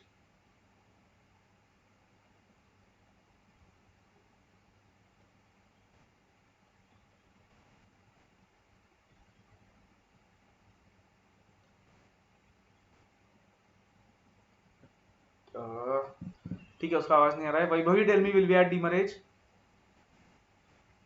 Fast? No, correct. Will we add fines and penalties? No, correct. Akanksha, आवाज नहीं आ रहा है तुम्हारा, एक बार वापस mic off on करके देखो शायद। बट इट्स ओके, ठीक है, सुनो, अदरवाइज वैसे भी रिवाइज कर रहे हैं। तो these things we don't add because these are abnormal costs. Okay, then the next point was shortage. If it is normal shortage then we deduct only, मतलब कॉस्ट है, क्वांटिटी है, तो हम क्वांटिटी से ही डिडक्ट करते हैं एंड कॉस्ट स्प्रेड करते हैं इस पे, नॉर्मल है तो। वेर एज एबनॉर्मल है तो हम पहले स्प्रेड करते हैं एंड देन डिवाइड करते हैं in costing P and L and in normal material cost. Is this clear to everyone? Normal abnormal shortage, fine. हम कुछ नहीं दिया है तो नॉर्मल ही अज्यूम करेंगे because that is easy for us, हमें बाइफरकेट नहीं करते बैठना पड़ेगा, ठीक है। After receipts procedure we saw inventory control. Inventory control based on quantitative levels. Quantitative levels में first was ROL. ROL is when to order. ROL का default formula is maximum consumption into maximum lead time, और secondary formula is minimum stock level plus average consumption into average lead time. Then we saw ROQ. ROQ के लिए EOQ model देखा हमने। EOQ is square root of 2 into annual requirement. Annual requirement is important, not annual consumption. Requirement मतलब जितना purchase करना पड़ेगा, not जितना consume करना पड़ेगा, into ordering cost per order divide by carrying cost per unit per annum. अगर हमें ordering cost निकालना है टोटल में तो will find number of orders first by doing annual requirement divide by EOQ and then multiplied by ordering cost per order. अगर हमें carrying cost निकालना है तो हम आरओक्यू को हाफ करेंगे and into carrying cost per unit per annum करेंगे। Then we saw minimum stock level, which is ROL minus average consumption to average lead time. Maximum stock level, which is ROL plus ROQ minus minimum consumption to minimum lead time. Okay. Then we saw average level, which is minimum plus maximum by 2 or minimum plus ROQ by 2. Then we saw danger level, which is minimum या average consumption into emergency purchase का lead time. Then we saw buffer stock, which is stock which is kept for emergencies. इसके बाद हमने देखा inventory control on the basis of relative classification. First was ABC analysis where stock is divided on the basis of value and frequency of use, quantity. Stock which is 70% in value and 10% in quantity approximately is called as A category, 20-20 is B category, 10-70 is C category. Second point that we saw in that was a second classification that we saw was FSN, fast moving, slow moving, non moving. Correct. Fast moving material में एक छोटा सा point देखा हमने कि it's मतलब control strict रखना चाहिए, वो तो है, but ideal rate should be kept near issue point. Slow moving material should be periodically check for obsolescence या deterioration, and non moving material should be return off और provision should be made. Then we saw classification of VED on the basis of VED, vital, essential, desirable. Vital is something which is necessary for production, without which production cannot occur. Essential is something that is required, but without that production can happen, but with low quality. And desirable is, even if it is not there, it is okay. It is for designing or something like that. It is just like aesthetic, not something related to the product. Fine. उसके बाद we saw inventory control on the using ratio analysis. Ratio analysis में we saw two ratios, input output ratio for which there are no numericals, and ITR, inventory turnover ratio. Inventory turnover ratio is cost of material consumed divided by average inventory. Don't forget average inventory. Cost of material consumed is opening stock plus purchases and minus closing stock. So that consumption जो यहाँ पे होगा balancing figure वो आएगा divided by opening plus closing upon 2. Inventory holding period is 365 या 12 upon ITR. ITR being higher indicates faster moving material, ITR being lower indicates slower moving material. उसके बाद हमने देखा ये physical control. Physical control में saw 4 points. 2 bin system where 1 bin contains ROL, 1 bin contains everything else. Second was continuous stock verification, which includes stock audits. Third was third was perpetual inventory records and system of budgets. Fine. Any doubt, anyone up to this point? So finally let's go ahead. ये इतना सब याद होना ही चाहिए सबको, without looking at anything. जैसा मैं बोल रहा हूँ अभी वैसा आपको भी बोलते रहना चाहिए continuously from start to end. हाँ, रिवीजन का ऑडियो में वैसे भी रिकॉर्ड करते हैं ना हम, तो स्पेसिफिक सेपरेटली रिकॉर्ड करेंगे कभी एक 4-5 चैप्टर्स होने के बाद.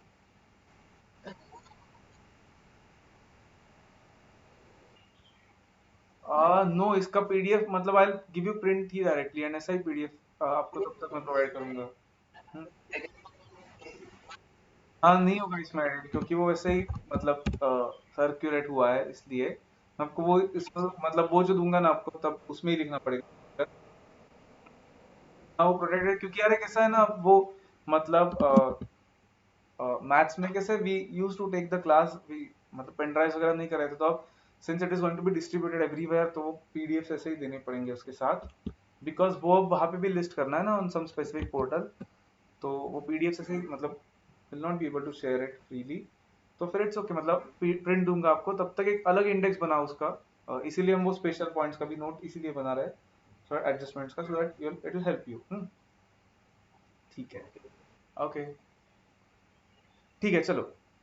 एंड वन मोर थिंग, जिनका मतलब एक बार एडमिशन कंफर्म होने के बाद सब लोग मुझे name, email ID and mobile number ऐसा एक मैसेज भेजो एसएमएस व्हाट्सएप पे, बिकॉज अभी तो ठीक है, मटेरियल तक वैसे भी यूट्यूब पे डाल रहा है, मटेरियल के बाद वो स्पेशल पोर्टल पे डालेंगे सब लेक्चर्स, तो वहां से एक्सेस कर पाओगे रिकॉर्डेड आप लोग, तो तब मैं आपको एक्सेस दूंगा। हाँ, एक ऐसा मैसेज लिख के भेजो, name, email ID, mobile number, so that I can forward it to them directly and they will give you access.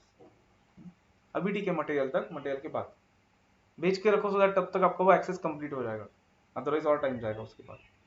तो चलो, हाँ, तो let's go to issue procedure fast. हाँ मतलब भेज के रखो, जितना जल्दी भेजोगे उतना वो एक्सेस का काम हो जाएगा आपका, बाकी कुछ नहीं। वैसे भी मतलब आपका मटेरियल चैप्टर खत्म होने के बाद, मतलब तब तक वैसे भी यूट्यूब पर डाल रहा है, तो मिस हुआ तो देख सकते हो, फिर बाद में आपको वहां पे ही देखना पड़ेगा पोर्टल पे, सो देन आपको वो लगेगा access. So just let us no.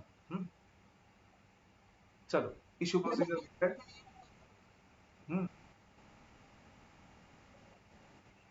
हाँ, अब तो सब पोर्टल्स पोर्टल देंगे, करेक्ट है। अब हाँ, तो चलो सिर्फ कंसेप्ट देखते हैं आज, कल हम स्टोर्स लेजर देखेंगे, most probably by day after tomorrow this chapter will be over. Understand very carefully, ये कंसेप्ट आपने पहले देखा होगा, but costing point of view से थोड़ा सा उसको एनालाइज करते हैं। Let's say we have purchased, we have material ए,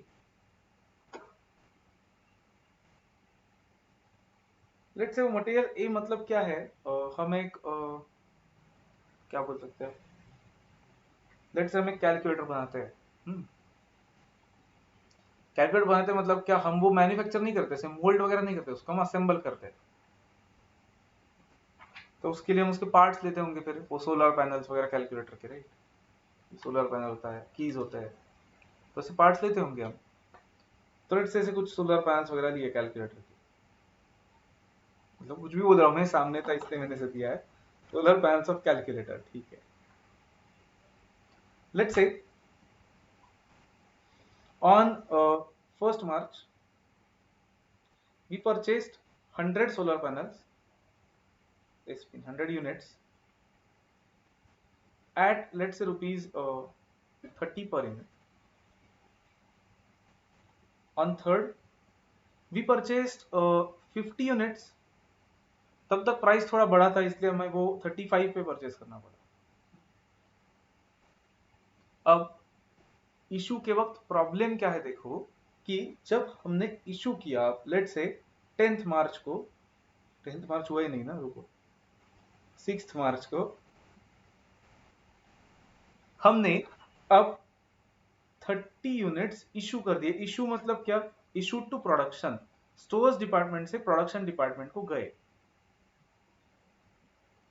अब मुझे बोलो, स्टोर्स डिपार्टमेंट से प्रोडक्शन डिपार्टमेंट को गए, कॉन्सेंट्रेट वेरी केयरफुली, सिर्फ एक डिपार्टमेंट से दूसरे डिपार्टमेंट को गया, तो फॉरगेट अबाउट कॉस्टिंग, अकाउंट्स के पॉइंट ऑफ व्यू से is there any journal entry for this?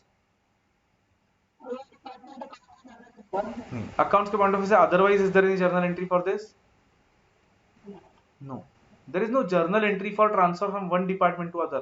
But costing के point of view से tell me, is a journal entry necessary? Otherwise costing का point है क्या कुछ, मतलब समझेगा ही नहीं कुछ otherwise, right? कहने से यही तो costing के मतलब costing का objective ही तो यही है हमारा, right? कि कौन से डिपार्टमेंट का कॉस्ट कितना आ रहा है एंड एवरीथिंग। तो कहना है से स्टोर्स से जब प्रोडक्शन को जाएगा तब भी स्टोर्स के लेजर से निकाल के प्रोडक्शन के लेजर में डालना चाहिए उसको। Is it correct? तो हम क्या करेंगे, स्टोर्स लेजर में उसको निकाल देंगे, मतलब क्रेडिट कर देंगे, आउटपुट दिखाएंगे। अब प्रॉब्लम क्या है, वहां पे क्रेडिट करें तो अमाउंट भी तो लिखना पड़ेगा कुछ, राइट? अब मुझे बोलो सोलर पैनल्स के केस में इज इट पॉसिबल कि उनको कुछ तो छोटा सा टैग होगा पैकेट वाइज, बारकोड वगैरह होगा, राइट? मतलब उनके पीछे पिछले साइड को कुछ तो बारकोड वगैरह हो सकता है, एंड ऐसा बारकोड है तो फिर मुझे बोलो कैन बी स्पेसिफिकली आइडेंटिफाई कि ये 30 यूनिट्स 100 में से या 50 में से है। Is it correct? अगर वो सोलर पैनल्स के बीच कुछ बारकोड लगाया है तो टेल मी ये 30 यूनिट्स 100 में से गए या 50 में से गए? Can I say we can exactly identify that? Does everyone agree? क्यों इंपॉर्टेंट है? क्योंकि फिर कैन आई से अगर 100 में से गए हैं तो यहाँ पे 30 रुपीज जाएगा, अदरवाइज 35 रुपीज जाएगा।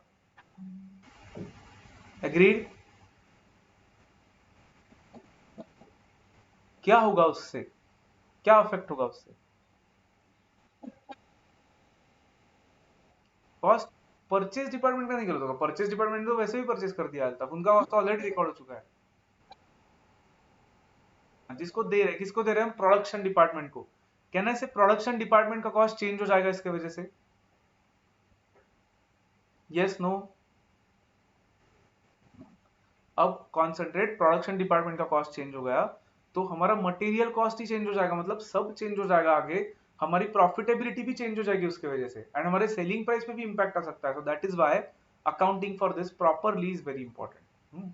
तो फिर मे बी आइडियली हम जो एक्चुअली आइडेंटिफाई करके देख सकते हैं उसमें, एंड क्लोजिंग स्टॉक भी अफेक्ट होगा इनफैक्ट। सोचो करेक्ट है ना, क्लोजिंग स्टॉक भी तो अफेक्ट होगा कॉस्ट के साथ, राइट? फाइन। बट अब ठीक है, सोलर पैनल्स में तो इजी था कि कौन से गए वो आइडेंटिफाई करना, क्योंकि बारकोड से उसमें उसके बीच। लेट्स से अब there are no barcodes and everything is mixed, everything is mixed, मतलब वो जो 100 यूनिट्स लाके हमने एक कंटेनर में रखे, 50 यूनिट्स भी उसी में डाल दिए हमने। Now is it possible to identify कि कौन से 30 यूनिट्स लिए हमने? we have to make some assumptions। वो assumptions मतलब एक तो पहले हमने क्या देखा, फिर पहले हमने देखा कि स्पेसिफिक आइडेंटिफिकेशन कि कौन से यूनिट्स हमने इशू किए हैं वो ही लेंगे ऐसे। सेकेंड पॉइंट में we'll have to make some assumptions है।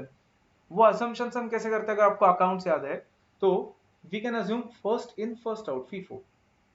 मतलब क्या कि जो पहले आए थे 100 उसमें से ही गए ऐसे अज्यूम करेंगे, या फिर this is not used but there is one other method called as LIFO, that is जो एंड में आए थे उसमें से पहले गए ऐसे अज्यूम करेंगे। ठीक है, सेकेंड सिचुएशन में ये पॉसिबल है। और एक थर्ड सिचुएशन लेते हैं। अब थर्ड सिचुएशन ऐसा है कि हमारा मटेरियल जो है ना that is not solar panel. Third situation में हमारा मटेरियल इज मिल्क।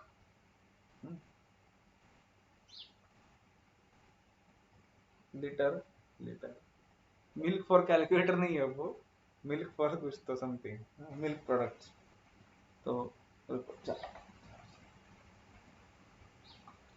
मुझे बोलो मिल्क के केस में डू यू थिंक आइडेंटिफिकेशन तो हो सकता है कि पहले तो मिल्क को मिक्स कर दिया एक बार, तो कैन बी आइडेंटिफाई ये मिल्क 50 रुपए वाला है, ये थोड़ा सा 30 रुपए वाला है, ये थोड़ा सा 50 रुपए वाला है, ऐसा कुछ नहीं कर सकते, राइट?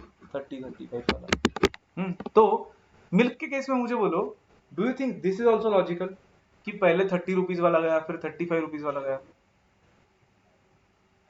एक बार मिल्क मिक्स हो गया तो फिर ऐसा है क्या कि पहले 30 वाला गया फिर 35 वाला गया, ऐसा अज्यूम करना करेक्ट होगा क्या? नहीं। कहने से we should somehow take an average of that 30 and 35, क्योंकि वो वैसे भी मिक्स हो गया तो उस मिक्सचर का कॉस्ट निकाल के हमने इशू करना चाहिए उसको, राइट? तो वहां पे एवरेज मेथड यूज करेंगे। There is one more called as market value, but this is not used. Okay, इसका पर्पस क्या है वो मैं कल बताता हूँ आपको, बट अब कल हमें देखना क्या है केयरफुली समझ लो। when we issue the material, we can either identify it specifically and record it at each individual cost, or we can use FIFO or LIFO, or we can use average, or we can use market value, which is not used for accounting as such, अलग purpose होता है उसका। तो ये चार approaches से कैसे issue करना है और उसको रिकॉर्ड कैसे करना है स्टोर लेजर में, हमें कल देखना है। That is the last concept of this chapter. After that this chapter is over. Fine, so tomorrow will start with and may be day after tomorrow will and with this. Anyone, any doubt? कर दिया है ना? हाँ, okay, करके रखो सब लोग। I forward, मतलब वो अभी नहीं होगा, मटेरियल चैप्टर खत्म होने के बाद होगा, बट करके रखो सो दैट वो जल्दी कर पाएंगे उनके साइड से। फाइन, ठीक है then, should we stop for today? Any doubt, any other doubt? Doubt, good. Phone number, email ID, नाम, name, email ID, number and नाम पता है मुझे आप लोगों का, फिर भी लिख के भेजो सो दैट मैं फॉरवर्ड कर पाऊंगा वैसे ही। हाँ ठीक है, चलो then, let's stop for today. Okay, bye. Yes, bye.